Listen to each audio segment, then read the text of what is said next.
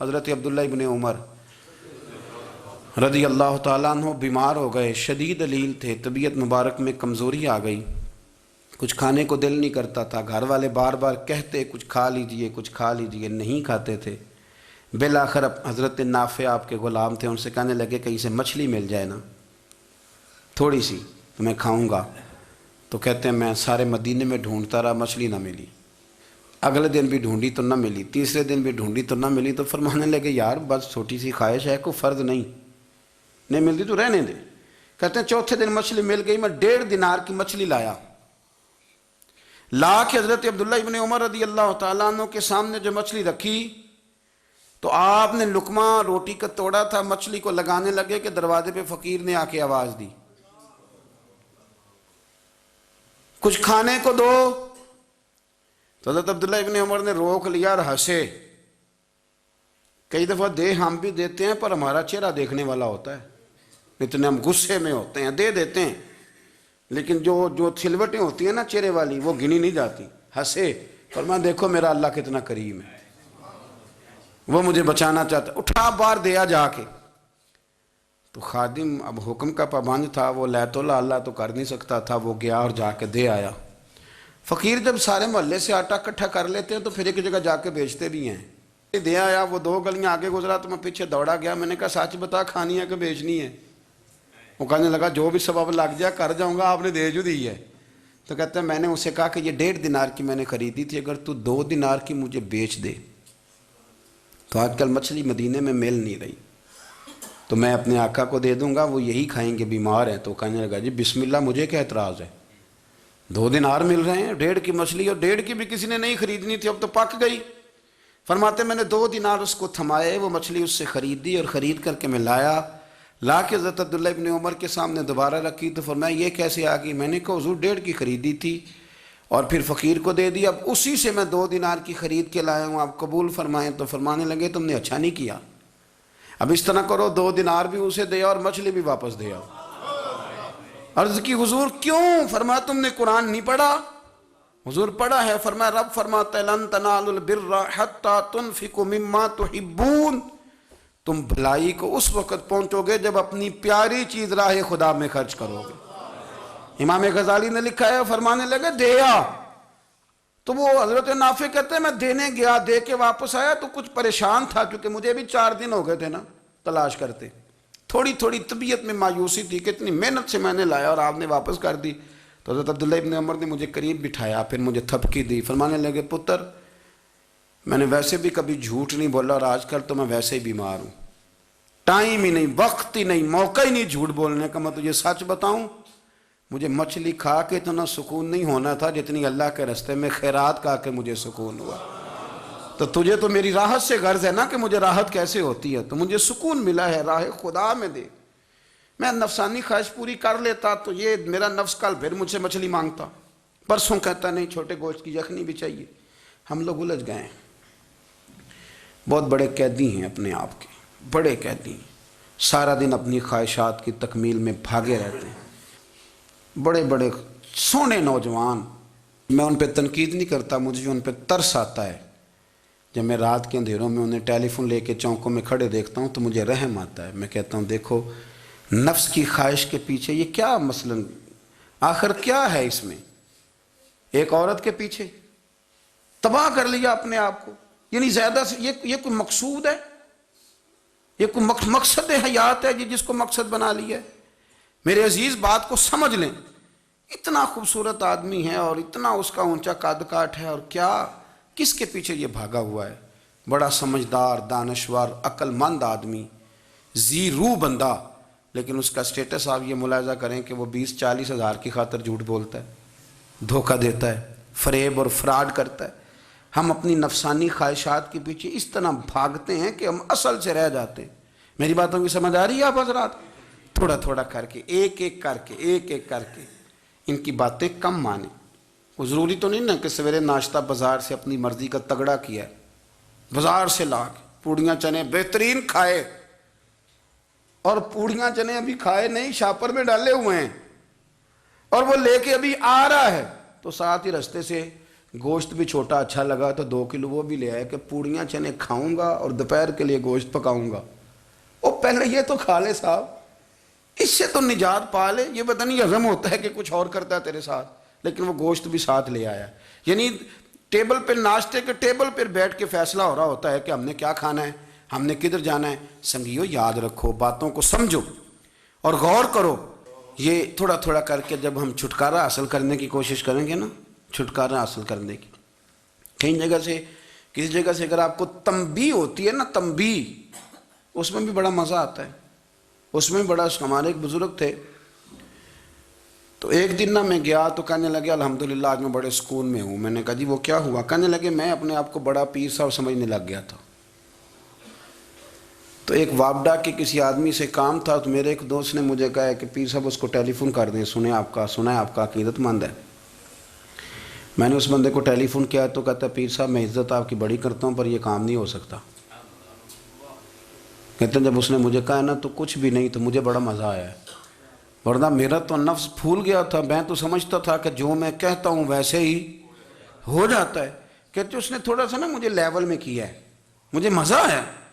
یہ لوگ نا اپنے اوپر بوجھ ڈالتے تھے، یہ تھوڑا تھوڑا پیچھے ہٹتے تھے، یہ سمجھتے تھے کہ اس طرح تو ہماری تکمیل رہ جائے گی۔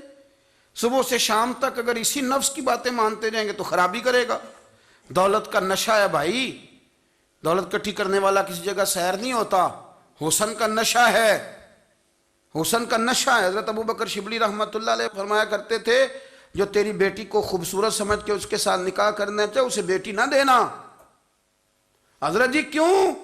فرمایا حسن تو تھوڑے دن کے بعد ختم ہو جائے گا، پھر وہ اس کی قدر نہیں کرے گا، وہ تو کہیں اور منہ مارتا پھرے گا۔ حضرت ابوبکر شبلی رحمۃ اللہ تعالیٰ علیہ کی بیٹی خوبصورت تھی، ایک نوجوان کہنے لگا میرا نکاح کر دیں۔ آپ فرمانے لگے پتر تو 1 مہینے کے بعد آنا، کر دوں گا۔ بڑی موٹی تازی خوبصورت صاحبزادی، تو حضرت نے اسے دوائی کھلائی، اسے پخانے لگ گئے۔ جو پخانہ کرتی ایک مٹکے میں سنبھال دیتے۔ تھوڑا وقت گزرا تو وہ ہڈیوں کا پنجر بن گئی، مہینے بھر میں دست اتنے آئے کہ کمزور ہو گئی۔ تو ابوبکر شبلی 1 مہینے کے بعد نوجوان کو بلایا، فرمایا ادھر آ تیرا نکاح کروں۔ بچی دکھائی تو وہ کمزور بستر پہ پڑی، فرمایا شادی کر۔ کہنے لگا اس سے نہیں میں نے کرنی۔ فرمایا یہ وہی ہے؟ کہنے لگا جی نہیں۔ فرمایا تو کہتا تھا مجھے عشق ہے، کدھر گیا تیرا عشق؟ کہنے لگا حضرت صاحب آپ کیسی بات کر رہے ہیں؟ فرمایا ادھر آ۔ پھر وہ مٹکا جس میں گند رکھا تھا وہاں لے گئے، فرمانے لگے تیرا اس کے ساتھ عشق تھا، یہ ہے تیرا عشق۔ فرمایا اسے تو میں 4 دن روٹی کھلاؤں گا پھر تندرست ہو جائے گی، لیکن میں دیکھنا چاہتا تھا کہ تو میری بیٹی سے پیار کرتا ہے یا اس کے چہرے پہ آنے والی کچھ وقت کے لیے سرخی سے پیار کرتا ہے، اس لالی سے پیار کرتا ہے جو جوانی کے وقت بچوں اور بچیوں پہ آتی ہے۔ کس چیز کے دل دادا؟ یعنی کیا مطلب؟ نفس کی غلامی، سراسر غلامی، اور پلٹ پلٹ کے اور بڑے بڑے سیانے بندے چھوٹی سی خواہش کے لیے، بڑا سمجھدار آدمی، بڑا سیانا بندہ۔ میں ایک بڑے بزرگ عالم تھے، میں ایک دفعہ ملنے گیا تو پائے پکا رہے تھے، خود پائے پکا رہے تھے، تو وہ بڑے پیار کی بات ہوتی ہے نا جی، تو تامت باندھی ہوئی اور بڑی جناب خستہ حالی، اور وہ پائے پکا رہے ہیں۔ تو میں نے ان سے کہا، میں نے کہا حضرت جی پائے تو کسی اور نے بھی پکا لینے تھے، آپ بخاری لے کے بیٹھتے، چلو میری طرح کا کوئی بندہ آپ سے استفادہ بھی کر لیتا۔ اب پائے آپ لائیں گے، پھر پکائیں گے، پھر آپ کھائیں گے، تو یہ تو 24 گھنٹے آپ کسی کام میں گزر جائیں گے۔ تو یہ ایک چھوٹی سی خواہش کے لیے، میں کسی چیز کو حرام نہیں کہہ رہا، قرآن پاک کی جو آیت پڑھی ہے صرف اس کی تفسیر آپ کے سامنے عرض کر رہا ہوں۔ ہماری خواہشات ماں پالتی ہے، آپ کو نہیں پتہ کتنے دکھ سہتی ہے۔ میں ان ماؤں کو جانتا ہوں جو بیٹے کے حصوں کی مار بھی اس کے ابے سے کھاتی ہیں، مار کھاتی ہیں وہ۔ ایک خاتون ایک کان سے سنتا نہیں، میرے پاس ایک دفعہ آئی، کہنے لگی 60 لگ گئی سی، کوئی دعا کر دیں یا کوئی وظیفہ پر، ڈاکٹر کہتے ہیں ٹھیک نہیں ہو سکتے۔ میں نے کہا باجی صحیح بتاؤ مسئلہ کیا ہے؟ کہنے نہیں کچھ بھی نہیں، مسئلہ کیا ہونا ہے، پتر غلط نکل آیا ہے، اس کا باپ روز مارتا ہے، آج میں آگے گئی ہوں تو اس نے ایک تھپڑ میرے کان پہ مار دیے، تو پردہ پھٹ گیا۔ مائیں مار کھاتی ہیں، لیکن وہ پتر جس کو بڑی محنت سے پالا ہے وہ جوان ہوتا ہے تو اماں سے کہتا ہے تجھے چھوڑ دینا ہے، پر جس لڑکی سے میرا ٹیلی فون پہ رابطہ ہے اسے نہیں میں نے چھوڑنا، وہ نہیں چھوڑ سکتی، ہر شے کچل جاتا ہے وہ۔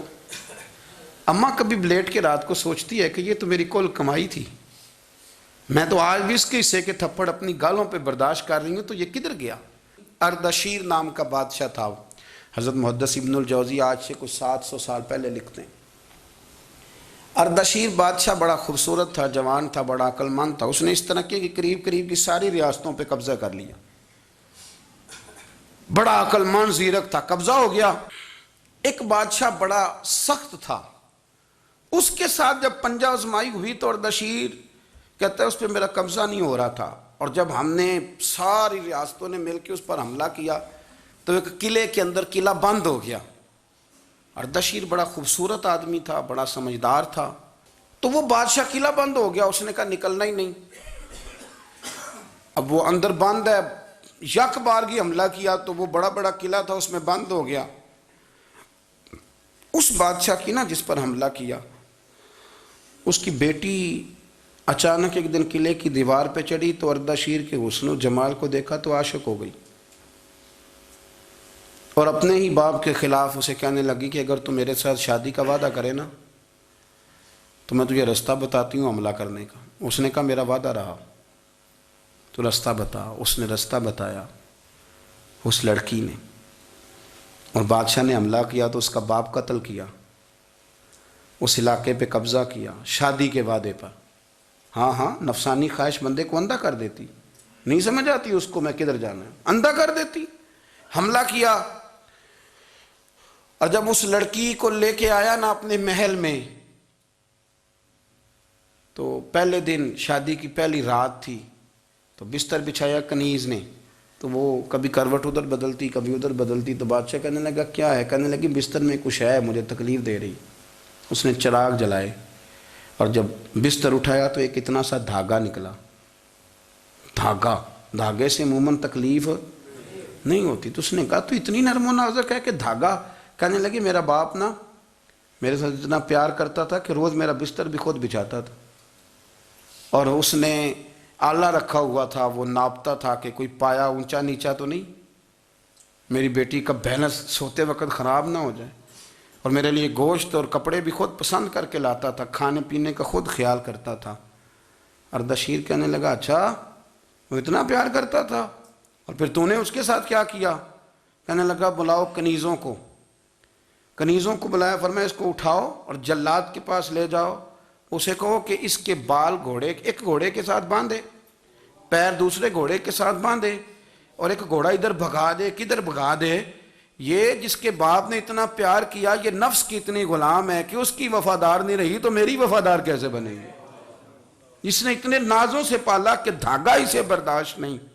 او یارو یاد رکھو، اگر نفس کی غلامی کرو اور بڑے بڑے وفاداروں کو چھوڑ کے غلامی کرو تو پھر کہو وفادار مل جائیں، کوئی بول وا لڑا نہ بول بیٹھی ہوندے خصم ناراض بڑ بولیاں دے، کان سر کھائے تے بلبل ٹھنڈ پائے، بڑے فرق نہیں سجنا بولیاں دے، جڑیاں خصماں دی وچ رضا وسن، پاگ جاگ جاندے انہاں گولیاں دے، آپ ادلیاں نو سردار پین تکے تے شرما والیاں نو چوٹے ڈولیاں دے۔